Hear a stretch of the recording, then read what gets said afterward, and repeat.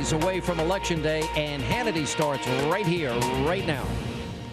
And there are major developments tonight on the campaign trail as Governor Mitt Romney has extended his lead over President Barack Obama. Look at this. According to the latest Gallup poll, Romney now holds a majority, 51% of the vote, over Obama's 45%.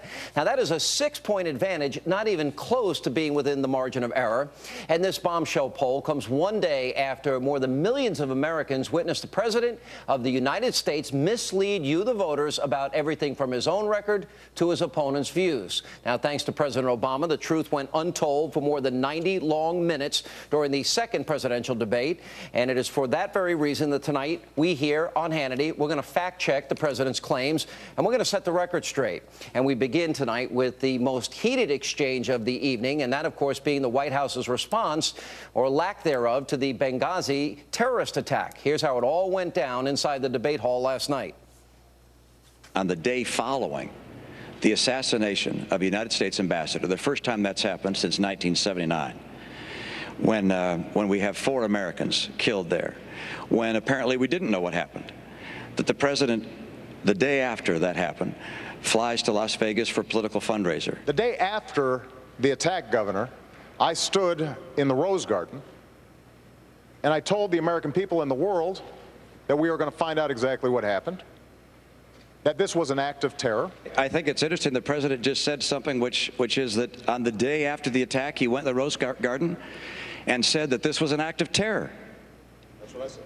You said in the Rose Garden, the day after the attack, it was an act of terror. It was not a spontaneous demonstration. Is that what you're saying? Please proceed, Governor.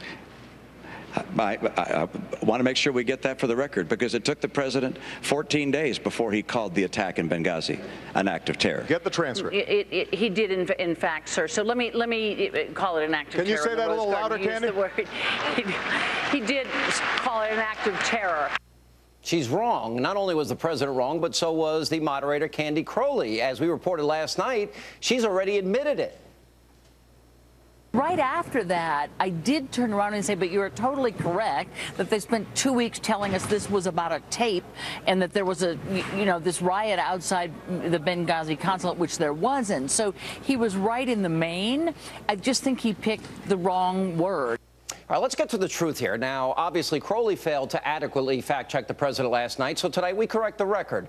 Now, yes, it is true that the president did utter the words in the Rose Garden, acts of terror, the day after the Benghazi assault. However, he did so only after he referenced 9/11/2001. And if he really intended to call Benghazi an act of terror, then why, in that very same speech and for the very first time in public, did he blame the event on a YouTube movie trailer video? Now, that's the same YouTube video that he wanted us to believe sparked an impromptu riot, which by definition is not a premeditated terrorist attack. Since our founding, the United States has been a nation that respects all faiths.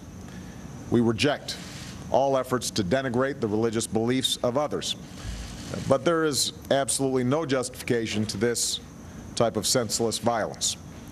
None.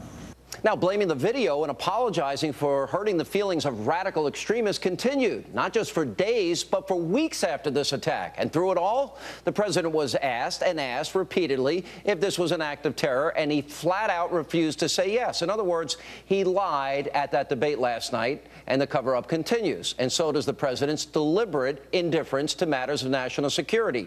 Now, we've hammered the president for attending a fundraiser in Vegas the day after that Libya attack. Well, today, after news broke that the feds foiled a plot to blow up the Federal Reserve building mere blocks from the World Trade Center by a Muslim extremist, well, how does the president respond? Well, with a full day of campaigning, including events tonight. Joining me with reaction to all of this, former Speaker of the House, Newt Gingrich. Mr. Speaker, welcome back, sir. Good to be with you. Let me play for you, including Joy Behar. This is 14 full days after the terrorist attack. Just a little montage of the president blaming the internet video and refusing to say. 5 days after, he had his ambassador to the UN saying it, Jay Carney saying it wasn't a terror attack. 9 days and 14 days after, the president refused to acknowledge it's a terrorist attack. Watch this.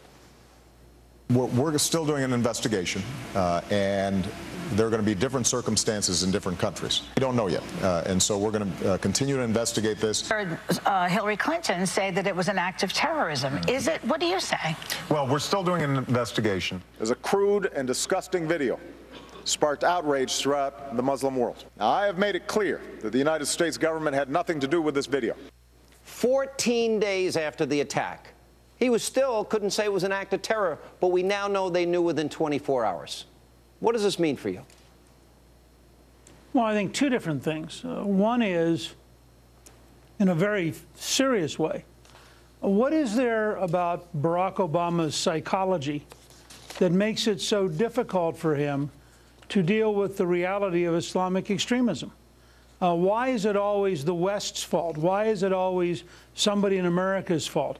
Why is he always apologizing for Islamic extremists? And I think this is a very serious question about the whole nature of his approach to that part of the world. Second, this has been consistent from the United Nations ambassador, as you pointed out, going on 5 different shows, telling the American people a falsehood on the Sunday after the attack, to Vice President Biden on a national debate, repeatedly misleading the American people, to the president last night, completely misleading the American people. And I think that the larger question here, that you have a president of the United States who is commander-in-chief, will not be honest with himself about the problem of radical Islam, will not be honest with the world about it. His United Nations speech was a disgrace. For an American president to go to the UN and apologize 6 times for a YouTube video by some nutcake, first of all, we should be defending the right of free speech. We should be saying to the Muslim world, yes, if you want to be in the modern world, guess what? You're not going to have Islamic supremacy. You're not going to be able to dictate to the rest of us. You're not going to have an American president censor on your behalf. Yet the Obama State Department has gone in the opposite direction. They've met with Muslim groups, and they promised, in effect, to try to censor Americans. Let me play a video. This was of President Obama and Hillary Clinton, paid for by the State Department, apologizing to countries in the Middle East for this video. It's almost breathtaking, but watch this. Since our founding, the United States has been a nation that respects all faiths. We reject all efforts to denigrate the religious beliefs of others. But there is absolutely no justification to this type of senseless violence. None.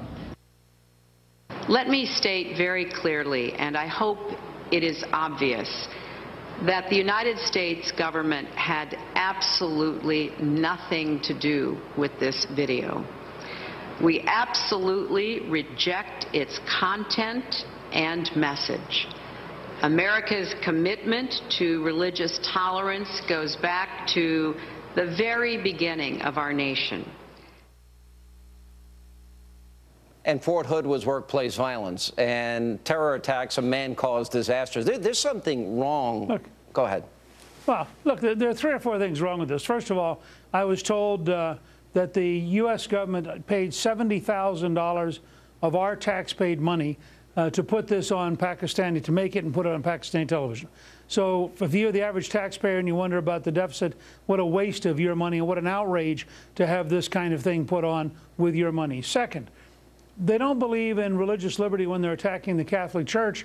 Ask Cardinal Dolan about the war on religion being waged by the Obama administration. They only believe in religious liberty when they're apologizing to Islamists for things that might offend them. Third, it's not senseless violence. This is the heart of what's wrong with the entire Obama approach. If you are al-Qaeda and you have an opportunity to kill an American ambassador, that is, from their standpoint, a very intelligent, rational thing to do. It's precisely the inability of President Obama and his team to come to grips with the fact that we are at war with an extremist movement on a worldwide basis that wants to kill us. So from their perspective, this isn't random, senseless violence. This is a deliberate. When 100 people get organized to attack your consulate, that's not senseless violence. That's terrorism.